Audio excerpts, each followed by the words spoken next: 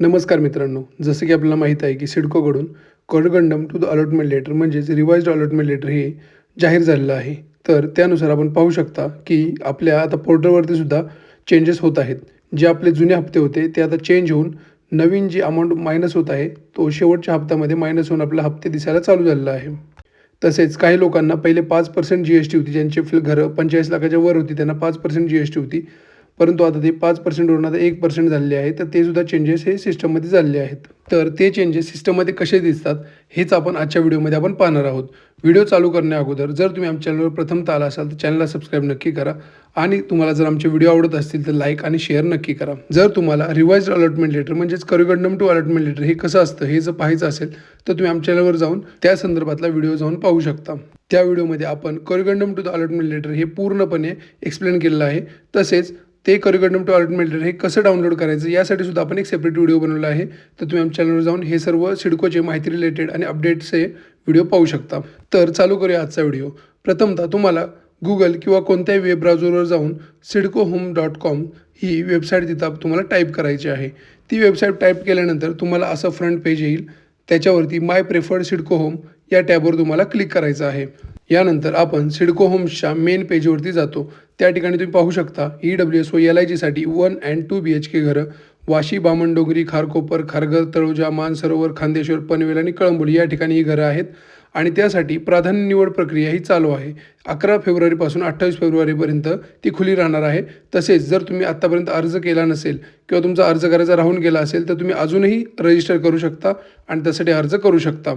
यानंतर सिडकोच्या बाजूला तुम्ही 3 लाईन पाहू शकता. आता आपल्याला लॉग इन करायचं आहे. त्यासाठी तुम्हाला त्या 3 लाईन्सवरती तुम्हाला क्लिक करायचं आहे. यानंतर तुम्हाला असे हे 5 ऑप्शन दिसतील. त्याच्यामध्ये पहिला असेल होम, सेकंड असेल अबाउट अस, थर्ड असेल सिडको प्रोजेक्ट आणि चौथा असेल लॉटरी विनर्स आणि त्याच्याच खाली एक लॉग इन हेअर म्हणून एक ब्ल्यू कलरची पट्टी आहे. त्यावरती तुम्हाला क्लिक करायचं आहे. यानंतर तुम्ही पाहू शकता की या ठिकाणी तुम्हाला 6 सूचना दिलेल्या आहेत.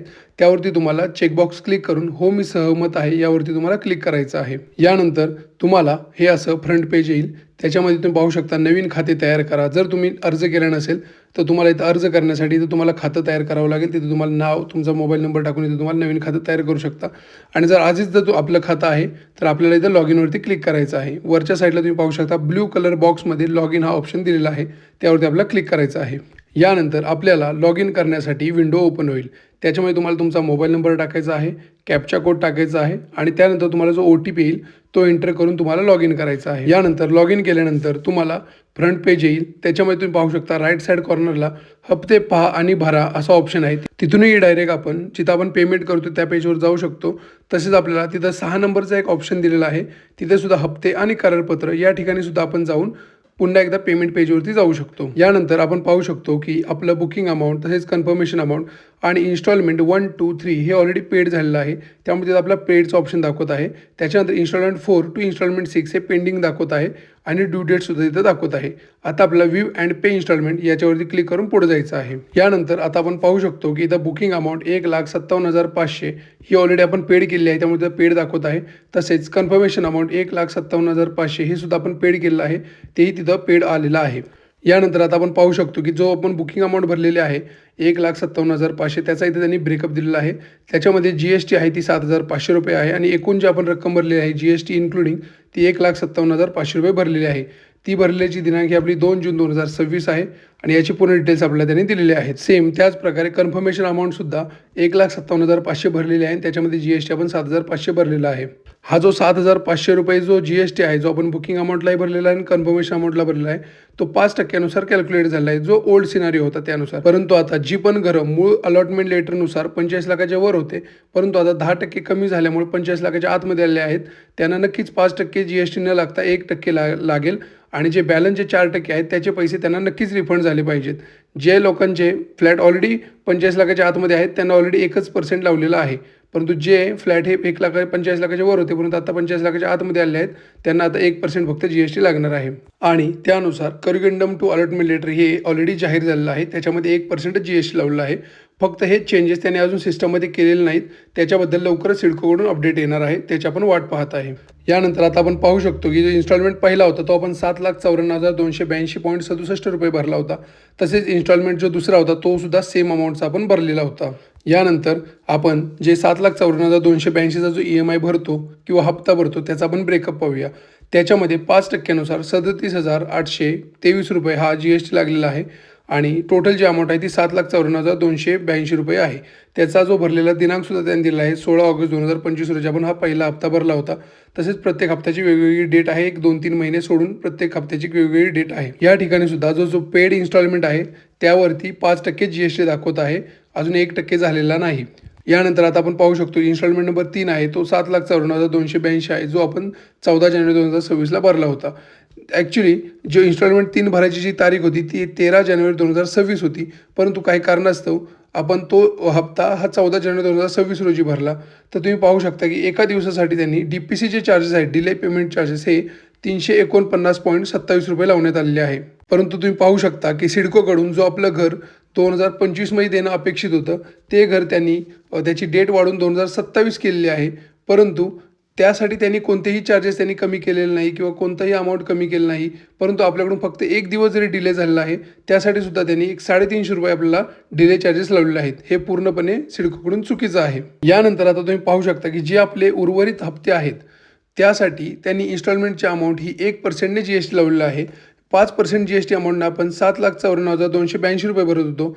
तीच अमाऊंट आता 1% GST झाल्यामुळे 7,64,024 रुपये झालेला आहे. म्हणजे या ठिकाणी जे जुने EMI होते आणि जे नवीन EMI आहे त्याच्यामध्ये एक 30,000चा डिफरन्स आलेला आहे जो की फक्त आणि फक्त GSTमुळे झालेला आहे. या ठिकाणी सुद्धा तुम्ही पाहू शकता जे डिले पेमेंट चार्जेस आहेत इन्स्टॉलमेंट 3 वरती त्याचाही ब्रेकअप दिलेला आहे.